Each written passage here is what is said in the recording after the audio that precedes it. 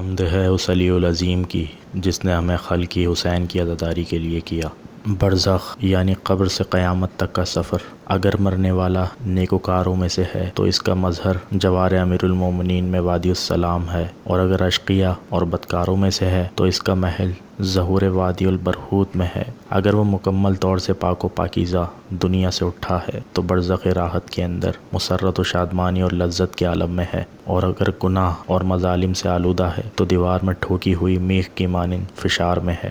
آیا کوئی شخص یہ دعویٰ کر سکتا ہے کہ وہ اس دنیا سے حتمی طور پر پاک باز اٹھے گا اور بندوں کا کسی طرح کا حق اس کے ذمہ نہ رہ جائے گا؟ آیا اس نے اپنی ساری زندگی میں کسی کی آبرو ریزی نہیں کی ہے، کسی کی غیبت نہیں کی ہے؟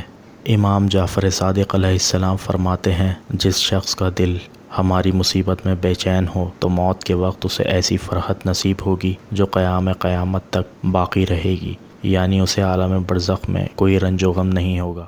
ہماری ویڈیو کو لائک کریں، ہمارے چینل نقطہ با کو سبسکرائب کریں اور بیل آئیکن پر ضرور کلک کریں تاکہ مزید ویڈیوز کے نوٹیفیکیشن آپ تک پہنچ سکیں۔